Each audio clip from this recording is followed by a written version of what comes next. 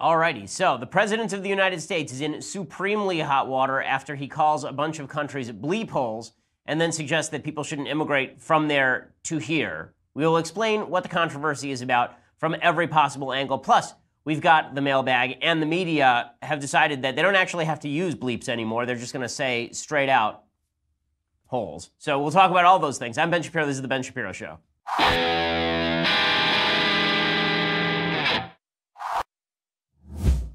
It's another day and another controversy, which means that all of Twitter, all of the news cycle, all of Facebook is now a flaming bleep hole. This is where we are now. Yes, it wasn't as though anyone could have predicted that life would become a turd tornado should politics make a turn in this direction. No one ever would have used that sort of language, say, a year ago, 2 years ago, but we'll just leave that out there. Okay, before I go any further, I want to say the next Tuesday, January 16th, you should tune in at 5 p.m. Eastern, 2 p.m. Pacific to dailywire.com or our Facebook page or our YouTube page, because we're doing our 5th episode of The Conversation, which features Andrew Klavan and Alicia Krause. Subscribe today and you become part of the conversation. You can ask Drew live questions and he will answer those for everyone to hear. Again, his conversation is going to stream live on the Daily Wire Facebook page. If you want to ask questions, you have to go over to our website at dailywire.com. Click on the conversation page. You can watch the live stream. Just type your questions into the Daily Wire chat box, and Alicia will funnel those to Drew. So you can only do that if you subscribe. Again, you can get your questions answered by Andrew Klavan, Tuesday, January 16th, 5 p.m. Eastern, 2 p.m. Pacific, and join the conversation. So I'm very eager to break down everything to do with President Trump's alleged remarks. I say alleged because it is not clear whether he actually said them. He has now denied saying them. A bunch of people in the room say that he said them. We don't know what he said or how he said it. There's no context. There's no tape. We'll get to all of that in a second. First, I want to say thank you to our sponsors over at Texture. So, you love information, and you love in-depth information. You love in-depth reporting. Well, that's where the magazine business really does some great stuff. Daily Wire, we have a lot of great commentary, and we have a lot of great quick-hit reporting. But if you want these sort of in-depth, long-form profiles where you learn in-depth information about topics, that's where the magazine industry really does a tremendous job. Texture gets you there. Texture has leading titles like Time, The Atlantic, The New Yorker, Vanity Fair, and Wired. And right now, you can try Texture for free. It's better than print because you get it all digitally. You can have over 200 of your favorite magazines and their back issues anytime, anywhere. You're sitting around, you're bored, you pull out your iPad, and suddenly you're looking at back issues of Sports Illustrated. It's fantastic. Check you can go to texture.com/Ben right now, texture.com/Ben, and you get a free trial, texture.com/Ben, and if you try it and you love it, then you get texture.com for $9.99 a month, and that's 30% off their listed price. It's actually more than 30% off their listed price. You get a discount when you use texture.com/Ben, and you get your free trial, and then if you choose to continue, then texture.com/Ben allows you to get Texture for just $9.99 a month, which is over 30% off their listed price. Texture.com/Ben. Make sure that you're getting the best and most in-depth information that the magazine industry has to offer. Again, that's like less than the cost very often of getting one or two of these magazines subscribed, and I get 200, which is pretty awesome. Okay, so yesterday, all hell breaks loose. All hell breaks loose because the President of the United States has a bipartisan meeting over deferred action for childhood arrivals. Now, Trump thinks he's behind closed doors, and he thinks this is an off-the-record conversation. As Trump should know by now, when you're in a room with Democrats and or Republicans, the chances that what you say remain on background or secret are very, very slim to none. Trump apparently forgot this little problem, and so he decided to sound off about immigration. So here's what the Washington Post originally said. So they reported yesterday that Trump had been having a conversation about protecting immigrants from Haiti, El Salvador, and African countries. Right? And when he was talking about El Salvador, that was particularly of interest because the Trump administration had moved to basically revoke the temporary visas for people who have been in the United States from El Salvador, 200,000 of them. They've been there for I think 15 years, and Trump revoked some of their visas. We don't know the context of the comments. It's unclear where Trump made these comments, but here is what he said. We don't know whether he was talking about the Visa Diversity Lottery Program or whether he was talking about targeted deportation of illegal immigrants from particular countries. That does make a difference because here's what Trump supposedly said. He said, quote, "Why are we having all these people from bleep hole countries come here?" Bleep is another word for poop. Okay, why are we having all these people from bleep hole countries come here? And then the Post continues, Trump then suggested that the United States should instead bring more people from countries such as Norway, whose prime minister he met with Wednesday. The president, according to a White House official, also suggested he would be open to more immigrants from Asian countries because he felt they helped the United States economically. He then reportedly continued, "Why do we need more Haitians?" take them out. So Jake Tapper reports that what he meant by that is he was specifically talking about revoking the temporary visas for Haitians who have been here after the earthquake of about 10 years ago. So that's the entirety of the comments, right? That apparently he was talking about Haiti and African countries, and he said, why are we having all these people from bleep hole countries come here? And then he said, why do we need more Haitians? Take them out. So I'm going to give you my basic take on all of this, but in light of how people have reacted to this. So there have been a bunch of reactions against these comments. Obviously, is this something that the President of the United States should be saying? Not even close. Not even close. Okay, this is not something the President of the United States should be dropping in private or public. It's kind of yucky. And not just is it yucky, the implication could be taken as racist. Now, I'm going to give you two possible reads of his comments. It's very hard to read, by the way, the second comments, why do we need more Haitians, take them out, as anything but bigoted. But those first comments, why are we having all these people from bleep hole countries come here? People are taking this to mean that he means that everyone from bleep hole countries is a bleep hole, and that's why they shouldn't come here. I'm not sure that that is fully in evidence. So there's a few reasons why people are angry today. And we'll go through why people are angry, and as we go through, you will see sort of why I think that this may be a little bit overblown, depending on how you interpret his comments. First of all, let me explain the vagary in the comments. There are two ways of interpreting this comment. Way one is he's saying there are bleep hole countries, and the people from those countries are bleep holers, and therefore they shouldn't come to the United States. This would be bigotry, right? To suggest that Haitians cannot come to the United States because Haiti's a bad country is just silly. Okay, it's just a silly idea. It's not just silly, it's bigoted, it's racist, it's counterproductive.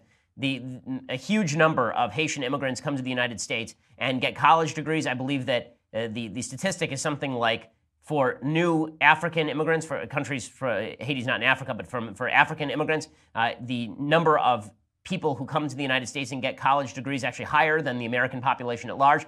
Immigrant populations very often are escaping bad countries. That's the reason they're coming here. And so they know why their countries are bad, right? Look at Cuban immigrants who are coming from Cuba. Cuba's kind of a bleep hole country, according to many Cuban expatriates. That's why they're leaving. That's why they're coming here. The same thing is true of the Vietnamese boat people who left and came here because they were trying to escape the destruction of their country. So the idea that you're coming from a country that's a bleep hole and therefore you're a bleep hole is obviously racist and silly and bigoted. Right? A huge percentage of people who came over from Nazi Germany ended up being wonderful citizens of the United States, Germans and Jews alike. The same thing is true of people who are trying to escape Russian pogroms and Polish pogroms. The same thing is true of people who come from China. The vast majority of immigrants to this country are wonderful people who are trying to do hard work and enrich the country by coming here. So the suggestion that you can judge a person from the country because they're from the country is, of course, bigotry. And people who are reading Trump's comments this way have a little bit of support in the idea that Trump has said in the past, for example, that a Mexican judge could not properly judge him because he was Mexican. Right? So people are looking at Trump's track record of linking ethnicity to politics or to judgment or to capacity, and they're saying that this fits in with those comments. So that's a plausible read. Here's another plausible read, okay, and this is the one people are ignoring. The other plausible read is that Trump is saying, look, we have a diversity visa lottery program, and that diversity visa lottery program is designed to take in people by country. It doesn't evaluate them on an individual level. Now, let me backtrack for a second. My own position on immigration is if there is no welfare, if there is no social safety net, I am for free and open immigration. Whoever wants to come can come. I don't have a problem with anybody coming here so long as they're not mooching off anyone. I don't care what country they are from. I do care about cultural impact. I do care about the viewpoints they espouse, but they're not coming here to be violent. If they assimilate to American ideology, I don't care where you are from. Okay, that said, the diversity visa lottery program is the opposite of that. The diversity visa lottery program says that we are specifically going to bring people in from downtrodden countries, from countries that don't send a lot of immigrants through the legal immigration process. We're going to go to those countries and bring in a large number of immigrants from those specific countries. Right? Originally, the diversity visa lottery program was actually designed to get more Irish immigrants into the country in 1965 because there had been a rapid decrease in the number of Irish immigrants entering the country, and so they wanted to use the diversity visa lottery to increase the number of Irish, apparently, in 65. That shifted in 1990, and the number one beneficiary of the diversity visa lottery program are people from African countries. So here's what Trump could be saying. He could be saying, listen, if we have to judge people only by country, right, we're not going to look at them as individuals, which is really how we should do an immigration program. We should look at people and say, is this a good person or is this a bad person? Is this someone we want in the country or is this someone we don't want in the country? Right? That's the way we should do immigration always. But the diversity visa lottery program says, okay, you're from Ghana, you get in. You're from France, you don't. Right? That's really how the lottery program works. And so Trump might be saying, listen, that seems backward to me. in the sense that if you were just going to take as the only descriptor the country of origin, you have to look at the country of origin, and country of origin does make a difference. It is easier, put aside race, it's easier, for example, to integrate someone from Great Britain into American ideals than it is to integrate somebody from, say, Russia in American ideals. Now, Russians are still white people, but the idea that you're coming from a government where there's no history of American ideology, that makes no difference at all. On average, it does make a difference. And I'll give you some statistics later that show that it makes a difference. But the point is this. We shouldn't be responding to the diversity visa lottery by doing what Trump said, which is bring in more people from Norway. We should be saying no diversity visa lottery because every individual should be elevated or degraded on their merits. We should have a merit-based immigration system. That's the way that we should do this. So those are the two plausible ways of reading what Trump said. Now, in a second, I'm going to explain to you all the various ways that people have taken his comments and the way that the left, I have to say, they are so stupid because they have a win here, right? If they want to hit Trump as a racist, it's not hard to get from point A to point B, but they somehow completely miss point B and they just go to point Z. It's truly crazy. I'm going to show you in just a second. But first, I want to say thank you to our sponsors over at Tommy John. So right now, this moment, I'm wearing the best underwear that I have ever worn. They are just spectacular. Tommy John's, okay? Innovative designs, patented fabrics. It ensures that your underwear doesn't ride up. It's true, it does not ride up. The waistband does not roll down. You will never get a wedgie.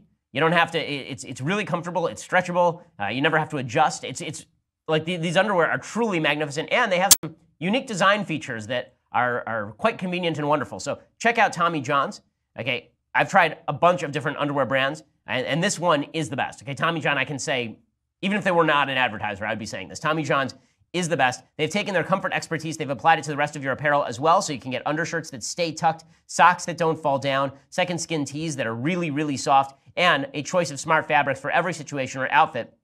Also, if you don't like it, they have a best pair you'll ever wear or it's free guaranteed, so you've got nothing to lose. You order it, you don't like it, and it's free. So Tommy John, no adjustment needed. Go to TommyJohn.com/Shapiro. You get 20% off your first order. That's TommyJohn.com/Shapiro for 20% off. TommyJohn.com/Shapiro. And that gets you your 20% off your first order. Plus, it lets them know that we sent you. You're not going to regret it. The underwear are just terrific, and so are their other clothing items. Okay, again, that's TommyJohn.com/Shapiro. No adjustment needed, and that is meant in every sense of the phrase. Okay, so the media lost their minds yesterday, because they didn't just say, what Trump is saying here is that he's judging immigrants by their country of origin, and that's bigoted.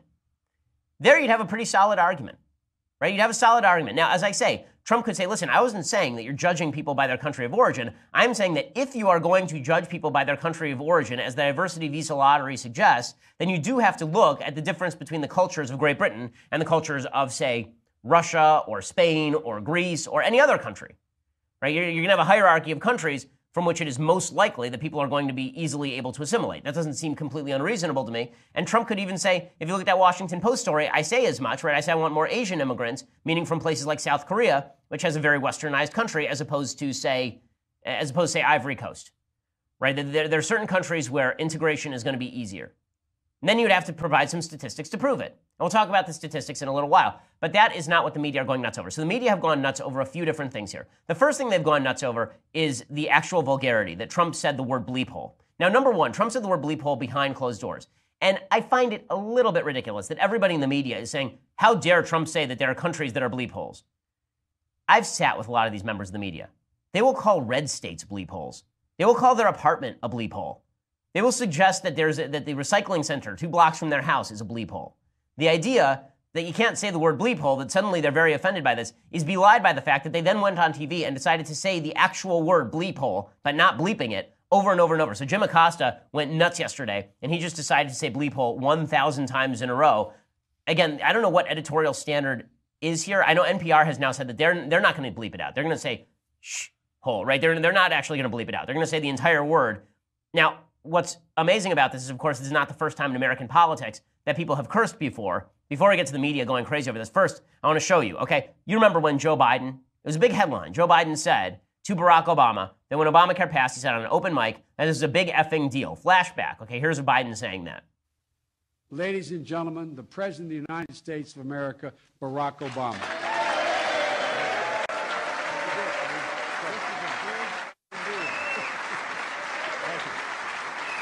Thank you, everybody. Okay, so he says there, if you can't hear it, this is a big effing deal. Right? This is a big effing deal. And this was such not a big deal to people that the Democratic Party put out a T-shirt with this on it. Right? They put out a T-shirt with health reform is a BFD. I remember they sold this on the Democratic Party website. Did the media actually write out actually spell it out? Did they actually spell out the F word? Did they actually report that that's what he said, or did they bleep it out? Of course they bleeped it out, right? They bleeped it out the same way that we're bleeping it out. Same thing is true when LA Mayor Eric Garcetti swore at a King's rally. This is just a couple of years ago, right? This guy wants to run for president, and he got up and he said, this is a big effing day. Right? This is what it looked like. But there are two rules in politics. They say never, ever be pictured with a drink in your hand and never swear. But this is a big day. Way to go, guys. Okay, so there he is saying big effing day. Did the media print any of that? Of course they didn't print any of that. But now they're going to say S-hole over and over and over because Trump is the president. I mean, let's be clear. This is why they are changing their editorial standards. So here's Jim Acosta saying it over and over and over. We bleeped it out, but he did not bleep it. In which the president referred to countries like Haiti and countries in Africa as a hole. Obviously, I apologize for using this word here, but this is a quote from the president. Why are we having all these people from whole countries come here? Why are we having all these people from, you get the point. Mm-hmm. And I noticed you, Wolf, you hesitated to use that word. I hesitate to use it myself as an S-hole or hole is what the word that the Washington Post is quoting the president as saying. Okay, I remember when they were suggesting, there was a rumor that I think it was Barack Obama directly to Jeffrey Goldberg. So he cursed about Benjamin Netanyahu, if I'm not mistaken. I think that happened as well. This new editorial standard where you only quote the curse word in order to humiliate Trump is obviously directed at Trump. Chris Cuomo, who's just an ass of epic order, he came out and he said that Trump gave this word to the world, right? No one had ever heard this word before. Trump actually originated it. The president is just showing you who he is. This is who he is, okay? We sum it up in a word, okay? There it is. This is the gift that he decided to give the American people. It's a bad word. He is a bleep hole, right? This is what Chris Cuomo now says about Trump. So are they really that upset about the vulgarity? Of course they're not upset about the vulgarity. That's nonsense. Okay, that's nonsense. They don't care about the vulgarity. Now, the second thing they've become upset about, again, wildly overshooting the mark. If they want to hit Trump, they should hit him on the idea that immigrants cannot be judged by their country of origin, right? That's where they should live. They should live right there. But they're too stupid. They can't do it. It's impossible for them. So instead, the media have decided to say that there are no countries that are bleep holes. All countries are fantastic, right? There are none. All the countries are great. If you believe this, ask an expatriate from North Korea whether the country is a bleep hole. Ask an expatriate from Sudan whether they would prefer to go back.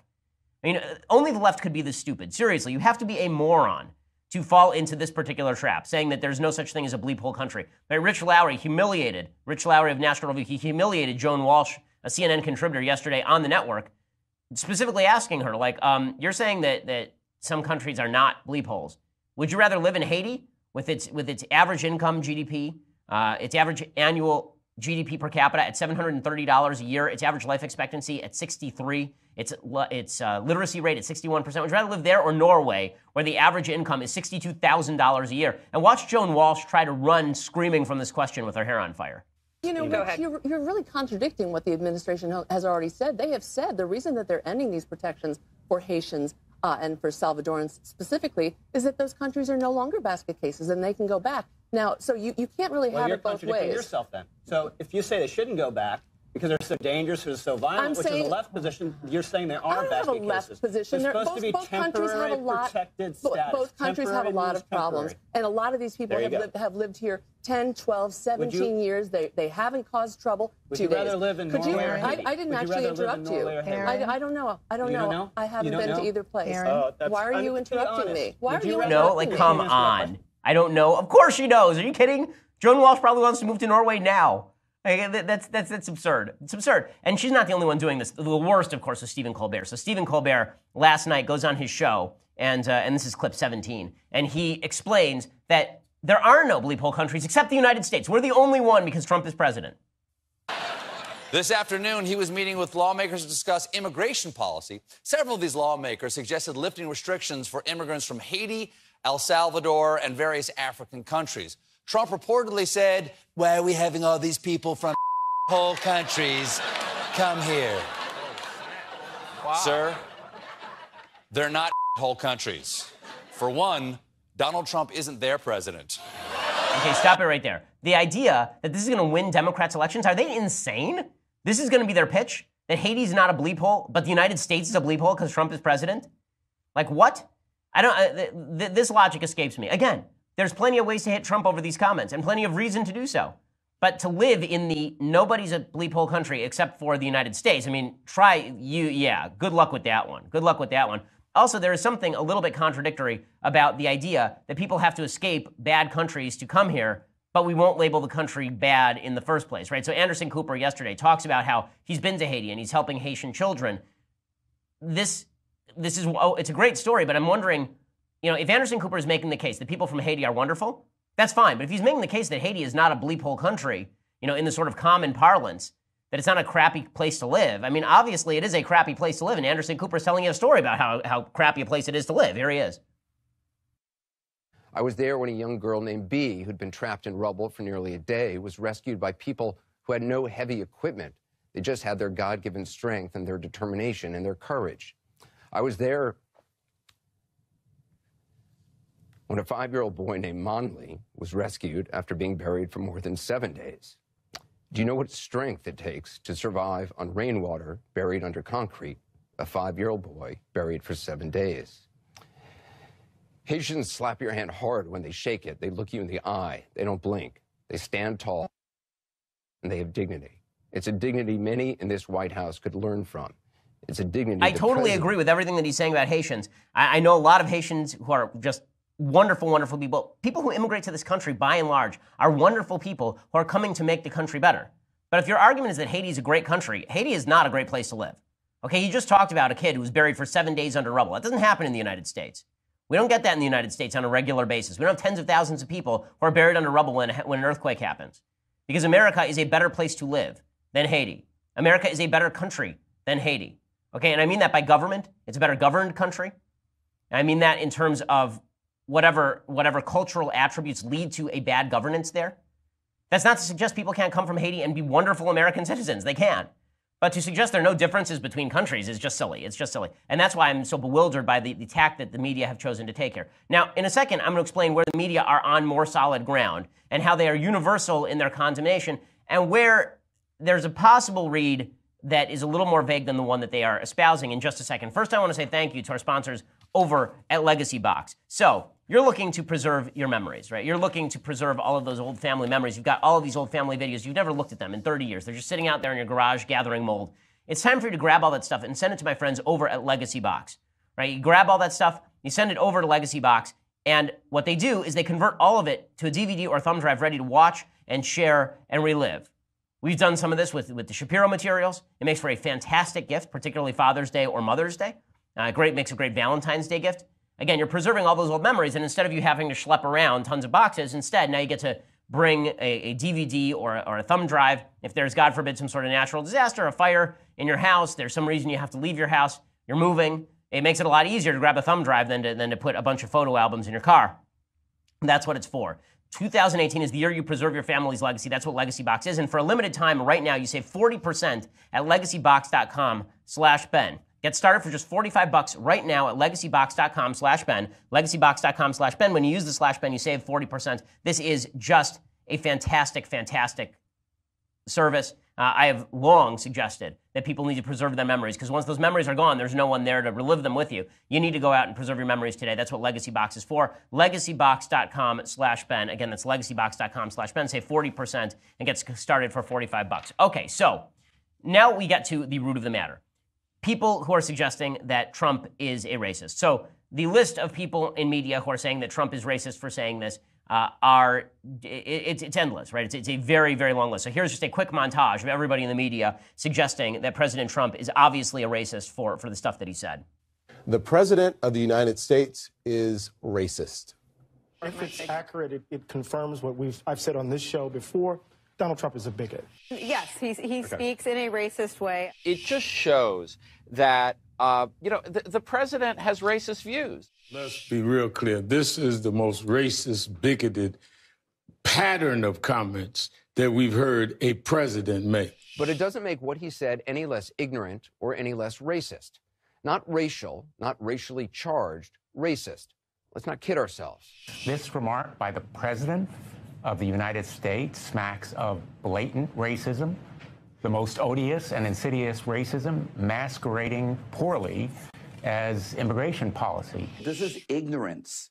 This is ignorance to speak in such vile, racist terms. We can dance around it and not really put our finger on it, but the president seems to harbor racist feelings about people of color. Okay, and that last one is Jim Acosta. Of course, Jim Acosta is the White House press correspondent. He's not an opinion guy, right? He's supposed to be the objective news journalist. So there are a few things here. So as I have suggested, it is a plausible read that the President of the United States is saying that people from Haiti cannot properly immigrate to the United States because they are bad people because it's a bad country. That would be racist.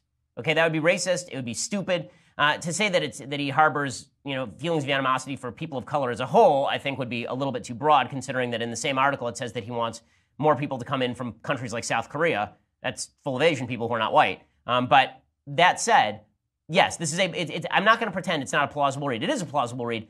Mia Love, who's the daughter, I believe, of Haitian immigrants, she tweeted out her statement on this. She said, "The president's comments are unkind, divisive, elitist, and fly in the face of our nation's values. This behavior is unacceptable from the leader of our nation. My parents came from one of those countries, but proudly took an oath of allegiance to the United States and took on the responsibilities of everything that being a citizen comes with. They never took a thing from our federal government. They worked hard, paid taxes, and rose from nothing to take care of and provide opportunities for their children. They taught their children to do the same. That's the American dream. The president must apologize both to the American people and to the nations he so wantonly maligned."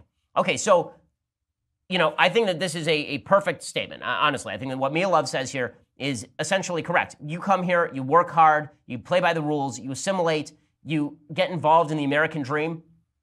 Anyone who does that should be able to come in. And if what Trump is saying is that people should not be able to come in based on their country of origin, that's silly. Okay, that's silly. It's not just silly, it's racist. It actually is racist, and it is bigoted. But there's another plausible way to read what Trump is saying, right? The other plausible way to read what Trump is saying is for him to be saying what I said earlier, which is that if you are going to judge people alone by their country, which you should not, but that's what the Diversity Visa Lottery program does. If you're going to judge people's merit based on just country of origin, you cannot pretend that all countries of origin are equally likely to produce the same level of assimilatable citizens. That would just be silly. Okay, it's obviously untrue. And the data support this.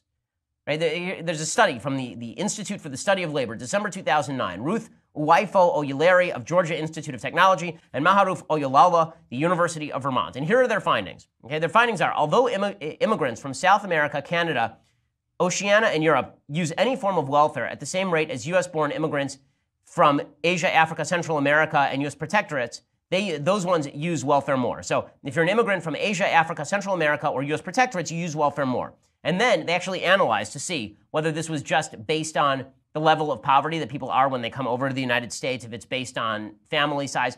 They say, we reject the hypothesis that welfare usage is identical across immigrants and U.S.-born, and also reject the related hypothesis that welfare usage is identical for immigrant groups. This result suggests that welfare usage is not affected by solely economic and standard demographics. This implies that culture, value, network information, or institution of groups might have a significant role to play in individuals' choice to use welfare.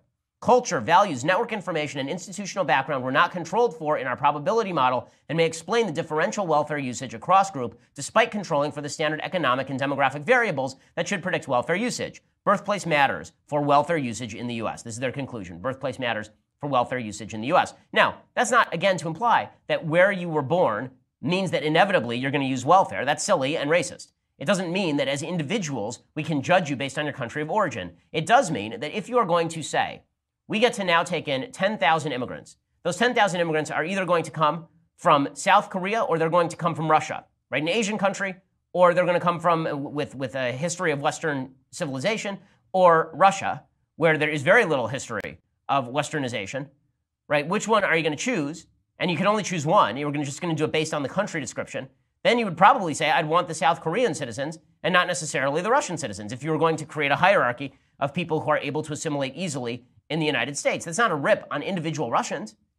I mean, my ancestors were from Russia. My great-grandparents came over from Lithuania, right? The idea that it doesn't matter at all where you came from in terms of the average, if you're doing it simply by numbers, is obviously not true. But the idea that you can judge individuals based on this is racist, right? This is the same thing as saying that the black crime rate in the United States is higher than the white crime rate in the United States. This is true. But it is racist to say that a black person, this black individual right here, is going to commit crime because he is black, right? That's not the same thing. And that distinction is important.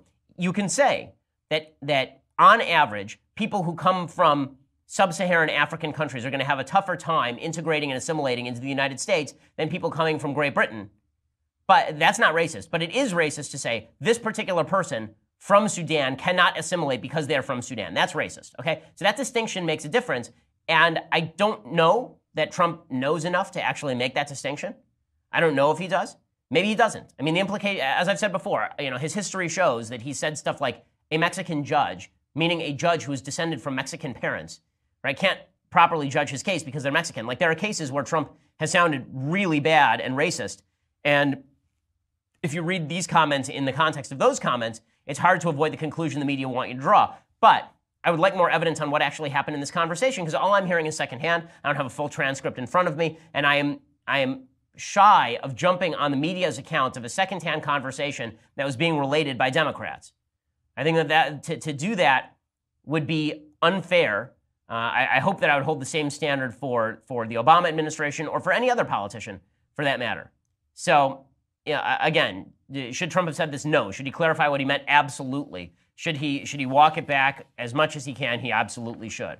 But the left suggestion that there's no such thing as a bleep hole country is silly. The left suggestion that they're angry because he cursed is silly. And the left suggestion that the only way to read that comment is simply in terms of Donald Trump is saying that every immigrant from Haiti is bad because they're black. I think that requires a logical jump at least. Maybe that jump is real. Maybe that's what Trump is thinking. But there's a lot of mind reading going on, and I think that mind reading is not necessarily guaranteed to be correct. Okay, so in just a second, we're going to give you the latest on the DACA deal, plus things I like, things I hate, and the mailbag. First, you're going to have to go over to dailywire.com and subscribe. When you do, then you not only get to be part of the mailbag, which is right now, you get to ask questions, specific questions.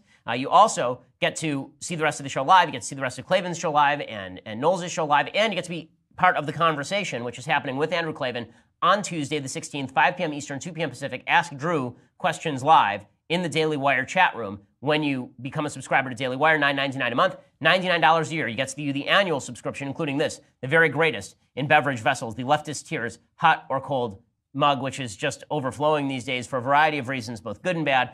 Check it out. You get that with the annual subscription. If you just want to listen later, SoundCloud, iTunes, YouTube, Google Play, Stitcher, we're available on all of those outlets. We are the largest, fastest growing conservative podcast in the nation.